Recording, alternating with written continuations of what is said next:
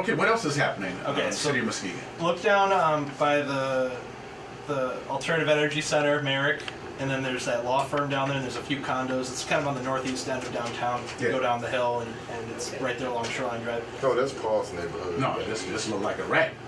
The bomb went through a bunch of empty space down there. So it's a lot like you crossing over the Nevada desert or something. Yeah. That space you talking about was nothing but land? Yeah. They're sitting there? Big old land next to the water there. Big a bunch of land, too. So that was all put under, about 11 years ago, this program called Smart Zone, which was a statewide project. Yeah, I remember. They announced they had a bunch of business coming in. Yeah, it was supposed to be help with technology businesses. It was trying to make a kind of a tech sector in Muskegon. Well, that didn't pan out. They put up a bunch of bonds to build the Alternative Energy Center, and the city collects no taxes off that, but they've got these bond payments to make back on it. Okay. And that was supposed to be paid off by other businesses coming in, and then they could, take property taxes from those new businesses. That was supposed to pay for Merrick. Okay. Well, no businesses have really come in except for a failed condo development and Apartmental O'Toole down there.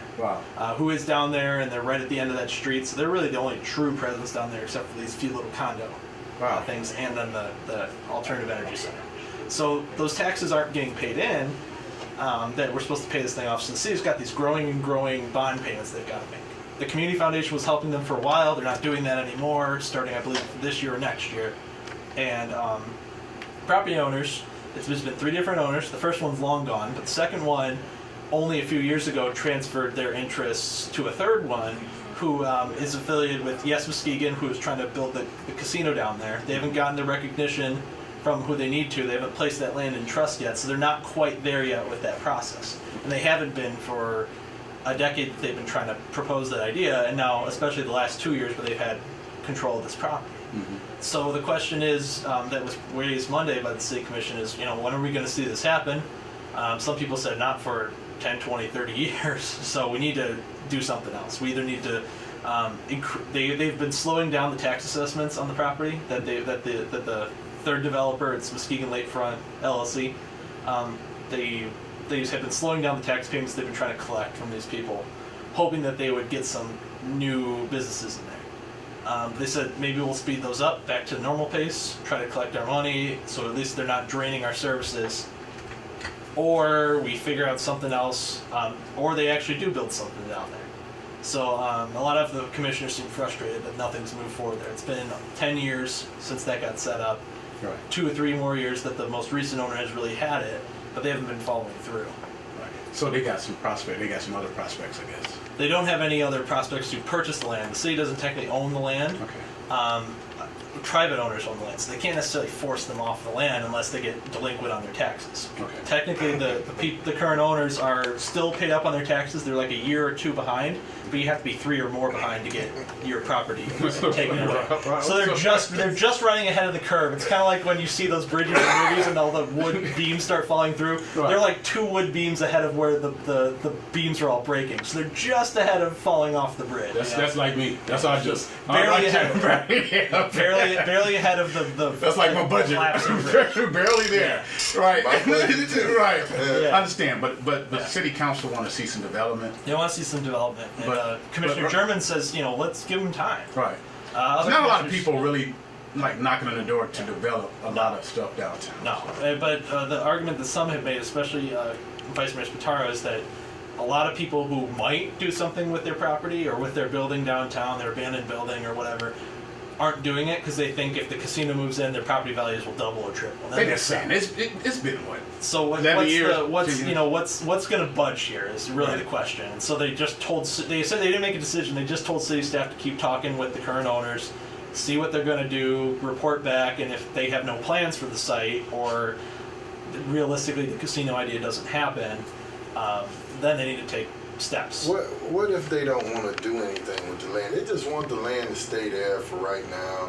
As long as they pay their taxes, they can't do anything to them, correct? Well, part of the agreement of purchasing the land and then being able to develop it with all these tax breaks is that they would put something there. So that's the string. It's not just like, I have my second back lot that I can, fence in and use to play horseshoes or something like that, Mm-hmm. It's because they bought the land and then they got these tax breaks on it from the city, it's part of that contract is that they had to build something. There was actually one provision in the contract that says they need to have like 2 buildings built by 2012, and they hadn't done that. New buildings, not the ones that were already. Oh, okay. So that was one provision that somebody brought up. So it's essentially Did they structure what the building size is supposed to be like? Because I don't got a think couple they of dogs. yeah. You know, Put put 2 new buildings on there. Put an ice shanty down there. Yeah. But it's not a lot. They don't have too many options right now. The city doesn't have too many options. Yeah. Really, all they can theoretically do right now is either do nothing and hope something happens, or they can accelerate collecting taxes. Kind of, they've slowed it down. They're saying, yeah, it's like, you borrow $20 from someone, you say, yeah, just give me 8 now and give me the rest later, kind of thing. Or Right. so essentially, they can either say, nope, I'm collecting right now, you owe me $20 plus interest, or something like that, or the remaining, So, What would you do, Commissioner Roundtree? I let them people have that name. Don't bug them. If it's the hope is a casino once it happens, and it's not those people's fault. You waiting on the federal government here to say, here's a piece of paper that we recognize you. So now do what you're gonna do. Right. If it's build a casino, build a casino. Right. That's essentially what we're waiting on, or what they're waiting on. Right. Come on now. You wasn't doing nothing before these people bought it. It was just vacant land, wasn't it? I remember when Chris Kelly, who was attorney, that stated years back that they had some major clients. They had some clients they was going to bring in, but they never did come in. I think I saw something about maybe a gas station or something. And, I don't know. Down there? I don't know. I remember. Nobody even really go down there. Well, it was a big blueprint. And they had it together, but I guess it didn't happen. Do you see a lot of people going down there, Andrew? Nobody goes down there because there's nothing there. It's nothing. Whether unless you're going to visit your lawyer, or you're going to either an event at the Merrick, or you work there, there's no other reason to go It's down a good fishing spot. There are a lot of people that go down there to fish. They'll park along the fishing. access road that kind of runs over towards Ottawa, and then they'll go on there and fish. A lot of people do that. A lot of people ride their bikes through there because the bike path goes by, but they take a little bit of a detour in. But we've got this nice intersection with a roundabout, and now it's connected all the way through to the hotel. It didn't used to be. They finished that, but nothing's coming. I think Shoreline Inn had this. They worked at the city to get that street finished between there and then the Harbor 31 property, in hopes that maybe something would happen. Maybe another business would get next to it would come in next to the hotel. Now there's a street connecting, but that didn't happen yet. Wow. Okay, what else has happened in the city of Muskegon? Quick hits. This is more of a countywide thing, but really it's technically in the borders of the city of Muskegon. The Veterans Park. It's kind of on the causeway as you go around between North Muskegon and Muskegon by the cob plant. Right. They're doing a lot of improvements there. Now, it's complex because that's really down right in the riverbed. The north branch goes right by there, and the south branch is kind of south of it. So it's that big, long, and it's low, and but they're going to make it more accessible. Right now, if you're in a wheelchair, you can't get around in there, for one thing. Also the north end, where they have all the monuments almost, like some of the major monuments, including the 5 service flags, you can't get there. There's no sidewalk. You either have to you cross the bridge on foot, and then you have to off-road it to get the rest of the way. So anyone who's impaired can't get there. So what they're trying to do is they're trying to improve the parking lots. They're going to get better lighting, but they're also going to make more complete sidewalks all the way around. And they're going to move some of the monuments around because some of them are. Right now they're too close to the road. Like there's an obelisk in the very north end that's literally in the intersection. So they're trying to move. They're going to move those back, move around. They're going to build sort of a stage-ish area where you can have events like Memorial Day or VE Day or things like that. You can have Remembrance, Armistice Day, that kind of stuff.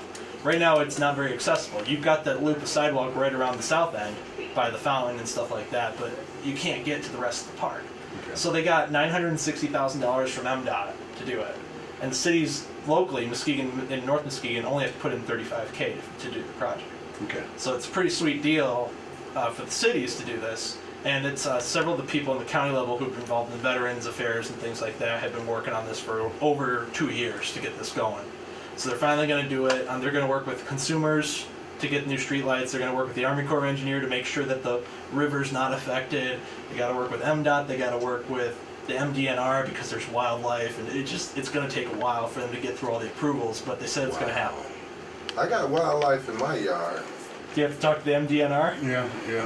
They talk to them. My grandpa trapped squirrels in the Ohio DNR. Made him stop. Really? Yeah. They were shooting him with a BB gun. So next week, Andrew, we probably be talking about what's going on in Muskegon Heights and Muskegon. Some school boards, more than likely. School board layoffs in Muskegon, I'm hearing. It sounds like there's going to be some restructuring there. I don't know a whole lot about it yet, but we should know more next week.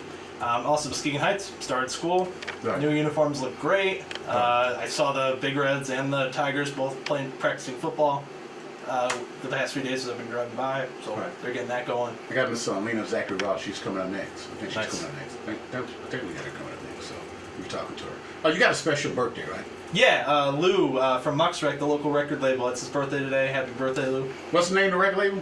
Mux Rec. MUXREC. Mux Rex. Wow, I wonder what that stands for. We've got two of those in town. I got Inmara now and Mux Mux Rec. Mux Rex. All right. I like that. Well, thanks for your report, Andrew Tresca. Check him out online, 1037beat.com. Our beat reporter. He's out there in the streets. You want to know what's happening? Talk to Andrew Tresca. Every Wednesdays he's here. He's every Wednesday. Wednesday, 4 o'clock. All right. Thanks for the report, Andrew. Yeah, catch you later. See you next week, man. I'm going to play this off of your CD. This is Andrew Tresca. Heavy metal, you mean? Right. We're right back after the jams.